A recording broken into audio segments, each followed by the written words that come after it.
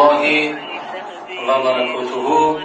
چقدر که میبینید من در کنار یک مادر بسیار غمدیده هستم که چند روز پیش در سایت اینترنتی همین مادر التماس میکرد و خواهش میکرد، طلب کمک یاردم و یاری از مردم میپرسید.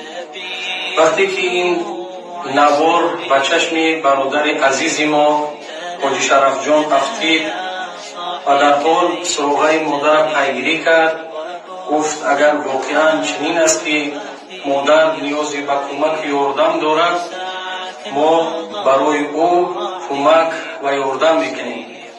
امروز الحمدلله وقتی که آمدیم از حال این مادر با خبر شدیم، حاجی شرف جان برادر عزیز ما تصمیم گرفت که یک خانه برای این مادر تحفه میکنم. امروز در همون خانه هستیم که دارای دو هجرگاه است و به این مادر عزیز باز این خانه را تحفه میکنیم و خدا کند که این کارهای نیک و این کارهایی که حاجی شرف جان برادر عزیز ما دوره میکنه الله مهربان به درگاهش قبول کنه و از قصرهای جنت برادر عزیز ما را برخوردار کنه.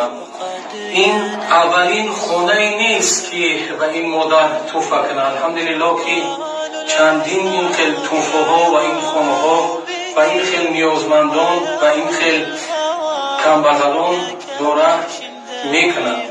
طبق همان دستورات و اقدام محترم جناب عالی که از منبر بالا اشاره بر این کردن که هر انسان در زندگی به دست خودش خیر کنه، به دست خودش کمک کنه، به دست خودش در زندگیش یک کمبغل، یک کم بضاعت، یک نادار دست کمک یاری یاردم درست کنه. این سخن محترم جناب عالی سرشار پر از معنا و پر از مضمون است، چون که رسول خدا صلی الله علیه و سلم فرمودند هر انسانی که یک خرمای در راه خدا در حیات بدن صدقه میکنه بهتر است که بعد از موت و فوت او یک قاب از طلا صدقه کنه. از رسول خدا صلی الله علیه و سلم پرسیدند که بهترین مردم نزد خدا چی کسانی هستند و بهترین عمل نزد خدا چی عمل است؟ رسول الله صلی الله علیه و سلم فرمودند احب الناس الی الله انفعهم للناس. بهترین مردم کسانی هستند و محبوبترین و قریبترین و دوست داشته‌ترین مردم نزد خدا کسانی هستند که انفعهم للناس، فایده آنها، نفع آنها، کمک آنها، یاری یاردم آنها و این خیل نیازمندان و این خیل کمبغلان کم بضاعتان میرسد. واقعا این برادر عزیز ما ارزش تعریف ها را دارد. وقتی که من در کنار این هستم، اون چیزی را که من از این آموختم و اون چیزی را که در اویله اینها دیدم، این همین سزاواری گفتنی ها دارد. نه برای یگان هدف و مقصد و مرام است این گفتنی های ما، واقعی آن چیزی که اینها دارن میکنن هدف و مقصد و مرامشون فقط دستگیری، کمک، یاردم، یاری به همین نیازمندان و همین کمبغلان و کم بضاعتان هست و رضایی خداوند از خود کردن است. خدا کنه که مثل همین برادر ما حاجی شرف جان و همین برادر ما رحیم جان همین خیل صاحب کاران، همین خیل سرمایه داران، همین خیل شخصیت هایی که دارن پولدار هستن، همین بسراغ همین کمبغلان بیاین، بسراغ کم بضاعتان بیاین، بسراغ معیوبان بیاین، بسراغ کسانی که نیاز دارن، محتاج هستن بیاین.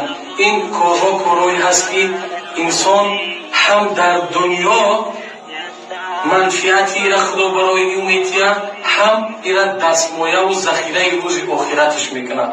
در روایت ها آمده است که سخی قریب من الله، السخی قریب من الله، قریب من الجنه، قریب من الناس، بعید من النار.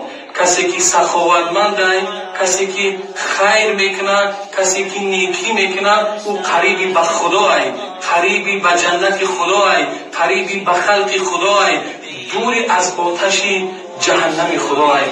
خوش به حال برادر عزیز حاجی شرف جان، خدا کنه که این نیکی ها و خوبی ها خدا به درگاهش قبول کنه، از قصر جنت خدا برخوردارت کنه و تمام آن برادرانی که صاحب کار هستند، دنیادار هستند، ثروت و سرمایه دارند، همین مثل خودت همین خیل در راه خدا خیر کردن، همین خیل کمک کردن، همین خیل نیکی کردن به خلق خدا براشان خدا مناسب بگردانه.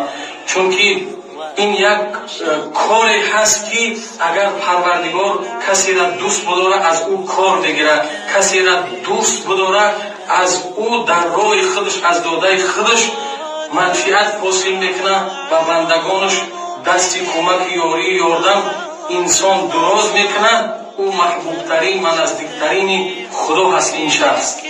پروردگار بازم دعا میکنیم که صفی چنین جوانمردان را زیاده بگردانند و بهترین عمل از پیامبر خدا صلی الله علیه و سلم پرسیدند، گفتند چه عملی است، چه خوبی ها و چه بهتری ها را انسان از خود میکند؟ گفت سرور علی قلب مسلم، یعنی خوشحالی به قلب یک مسلمان وارد کردن، قلب یک انسان به دست آوردن، یک انسان خوشحال کردن، یک انسان غم و اندوه و پریشانیش را برطرف کردن. این بهترین عمل است که این بهترین عمل باید که هر یک تای ما و شما داشته باشیم. این توفه قصر جنت الله برای برادر عزیز ما حاجی شرف جان نصیب بگردانه و برای آن کسانی که در این وبا و در این بلا، در این ویروس ها نزدیکان و پیونداشان از دست دادن. سخت‌ترین ساعت همون ساعتی است که انسان یکی از نزدیکاش از دست میتیه. اظهار تسلیت میکنم برای کسانی که پدراشان، برادراشان، نزدیکاشان از دست دادن و این وبا و این بلا و ویروس ها را از پروردگار طلب و تمنا میکنم که از سراسر دنیا برداشته بگردانه و گذشتگانی همگی را خدا مغفرت جاهاشان جنت کنه و باقی مانده زنده ها صبر جمیل و اجر عظیم نصیب بگردانه. این نعمت آرامی و آبادی و صلح و ثبات تنجی که در وطن عزیز ما تاجیکستان است، این پایدار باشه، استوار باشه، برقرار باشه، در خانه هر یک فرد تاجیک لبخند باشه، صدای شادی و خرسندی باشه و هر تاجیکی که چی در تاجیکستان است، چی در هر گوشه کنار دنیاست، پروردگار پاک من لبخند داشته باشه، کاملا خرسند و خوشحال باشه و در امن و امان پروردگار باشه. این انشاءالله که این خانه را به این مادر توفه میکنیم و از مادر در حق برادر عزیز ما شرف جان طلب دعا میکنیم. برادر عزیز من شرف جان، در سخا کوش برادر در سخا، تا بیابی از پیشی در رها، باش پیوسته جوان مرد ای اخی، زان که نبود دوزخی هرگز سخی، در روی مردی سخی نور خداست، زان که در جنت قرین مصطفی است. سعدی و مردی نکونام نمیرد هرگز، مرده آن است که نامش به نیکی نبرد. این مادر عزیز، این توفه برادر ما شرف جان و شما در حق برادر ما دعا کنید.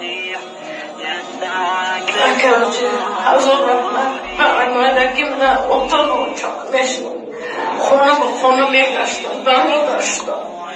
حضور رحمت کنه، خدای اوقاتم حال نشم.